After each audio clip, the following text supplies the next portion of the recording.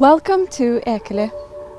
My name is Zinat and I'm an art educator from Munch.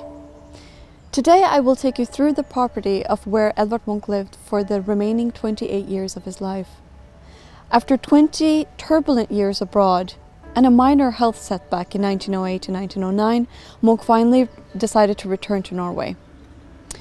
And what was important for him was quiet time, beautiful nature, and also to draw inspiration from that nature. And that's what he found here at Ekely in 1916 when he bought this place. By secluding himself and living on the outskirts of Oslo, Edvard Munch developed somewhat of a rumor of being a hermit. But was he truly a hermit? Through his paintings, Edvard Munch also reinforces the idea of existential loneliness. So today we're going to explore the idea, was Edvard Munch truly a lonely hermit? We're going to explore that through both his paintings and also photographs.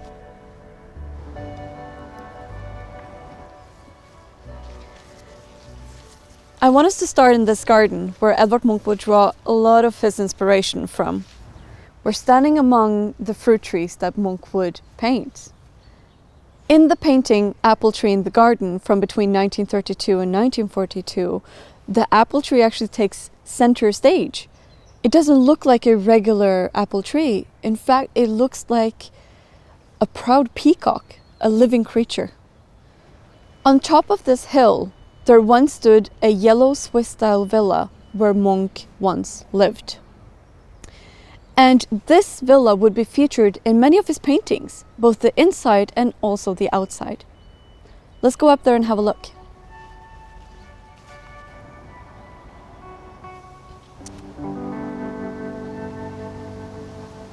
Right behind me is where the villa once stood.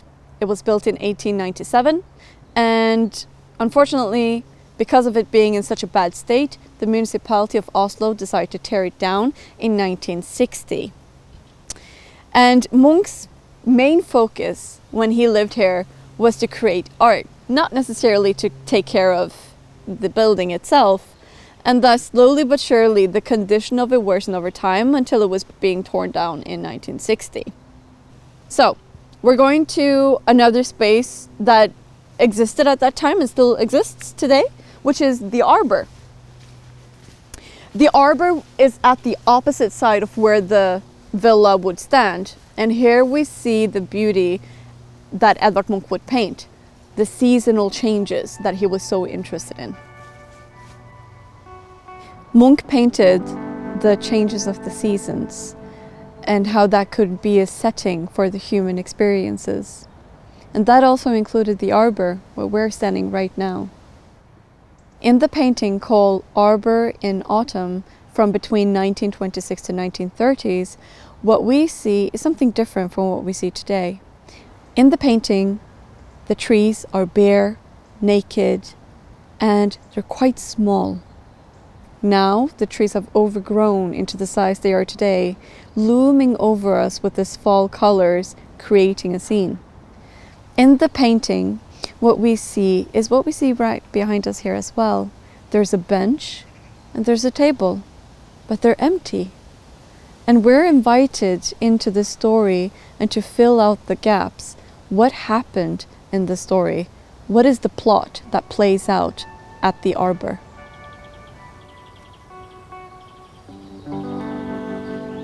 We see a similarity of setting in the painting called Flirting in the Park from 1942. But now the season has turned into spring. And here Munch plays with the perspective where we see a man and a woman in the foreground and they're separated from the rest of the people, seemingly having a little flirt. So love is playing out a role here in this painting, but also this tells us how Munch was very interested and fascinated and inspired by the women who would visit him here during this time. Do you remember that myth that I mentioned earlier about Edvard Munch being a lonely hermit up at Ekely? Well, he would actually have people visit him here. He was actually surrounded by friends, but he was very selective about the people he would let into his home here. So he was very particular about how he spent his free time.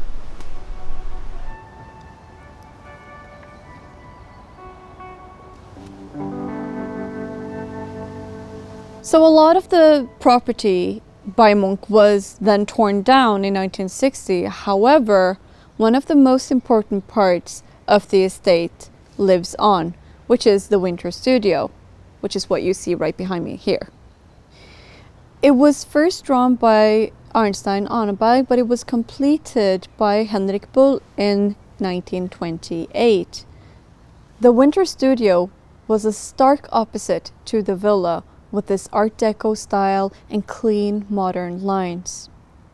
It's most likely called the winter studio because when it was too cold for Edvard Munch to paint outside, he would paint inside here.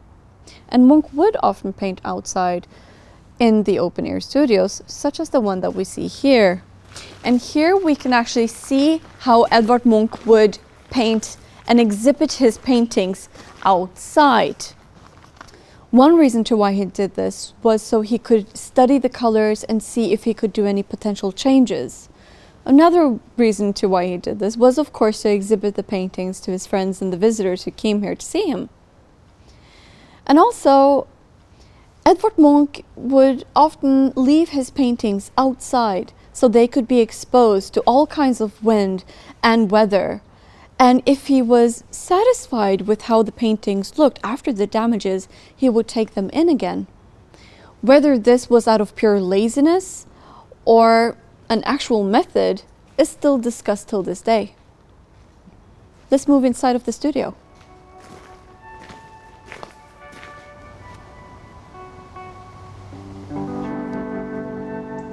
We are now in the space where Edvard Munch would paint when it was too cold during the winter time.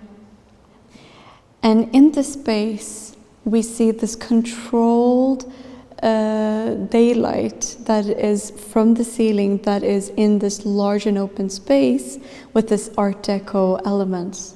But I want to show you a photograph where we see Edvard Munch surrounded by his art. So, here we see Edvard Munch in his finest clothes, and he's sitting there looking at us while showcasing all of his art surrounding him. Edvard Munch was truly dedicated to his art. He never got married and never had any children. However, he did consider his art to be his children. Let's move to the second room of the studio.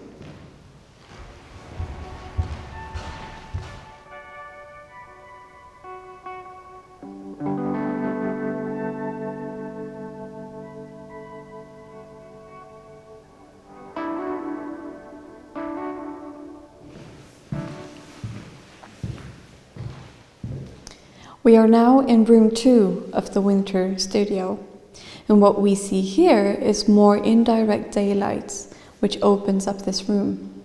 And I want to focus on the photograph that is right behind me here, where we see Edvard Munch in his villa. Now he's surrounded by all these different paintings, but he looks somewhat resigned and slightly exhausted, I would say. Probably from all the intense work that he did, because he painted a lot. Shortly after this picture was taken, Edvard Munch unfortunately died from pneumonia at the age of 80. What interests me with this photograph is what's in the paintings that surrounds him, and that is the women. Which brings me to the next subject in the story, which is Munch and his models.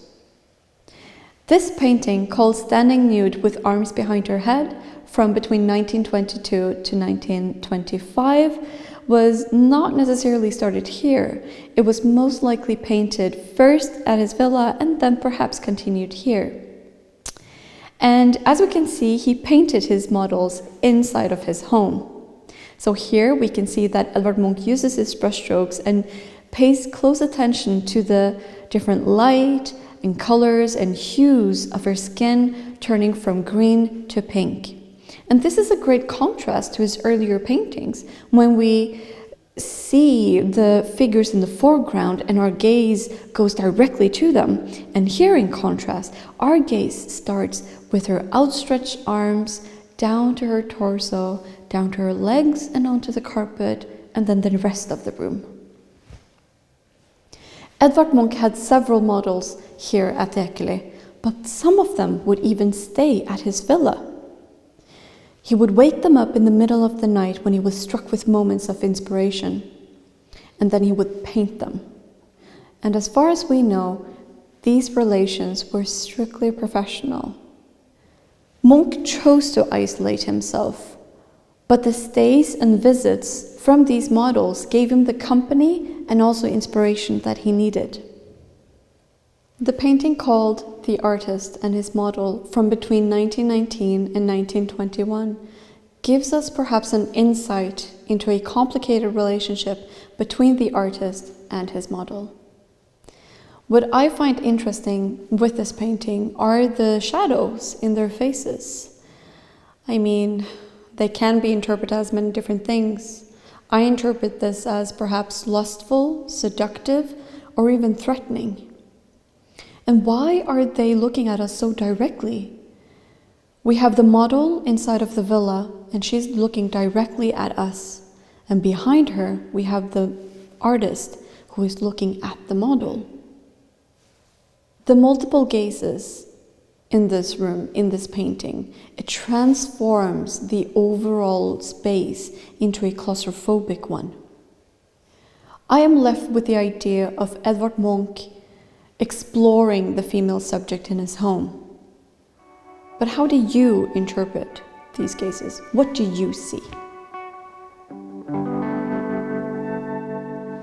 Another interesting portrait from inside of the villa is The Night Wanderer. In The Night Wanderer, painted from between 1923 to 1924, we see a slightly younger Edvard Munch who is disheveled, slightly disoriented, and he's also in his nightrobe. Munch paints himself in a very vulnerable state of mind, in the middle of the night, and is looking around as if he's hearing a sound that is perhaps coming from our direction. It also lets us see this glimpse of existential loneliness that he perhaps might have experienced during this time. It's as if we're the mirror and he's looking at us. He's peering into us and is frightened by what he sees. Actually, we do have accounts of Edvard Munch saying that he all of a sudden stood in front of the mirror and he was frightened by what he saw in the mirror. So perhaps this is that moment of fear. It was always an interest for Munch to paint the inner emotional life of human beings. And here at Ekely, that also included his own. And that would include him painting himself like this in the vulnerable state. So we have to remember that Edvard Munch also went through these uncertain times, what not, with sleepless nights, with changes, with him growing older. And of course he would paint this and reflect upon this during these later years here at Ekely. In Night Wanderer, we see Edvard Munch facing himself and perhaps frightening himself in this state of mind. Munch would have long moments of loneliness where he didn't meet anyone at all, and perhaps this was one of those moments. For the final painting, I want us to go back into the garden.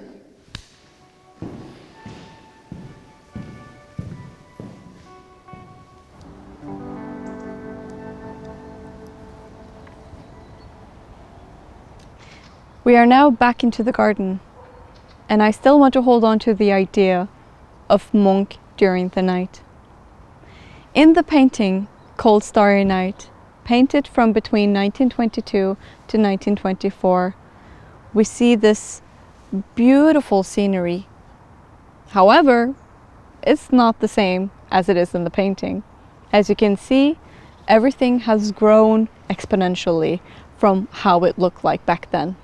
So we do not see into the city in the same way that Munch did. Munch makes his presence known through his large shadow from the veranda. And perhaps there is a sense of nostalgia Maybe he's thinking back to his younger days, where he spent time at these different bars, drinking with his friends, discussing life, looking at art. You could interpret this painting as an exploration of existential loneliness, or it could be an exploration of nostalgia. It isn't necessarily as black and white, whether he was happy or sad. We know that he was both. But he did his best to explore those emotions through his art as much as he could, both good and bad. And that concludes our story here at Ekely. I hope you enjoyed it. Thank you for watching.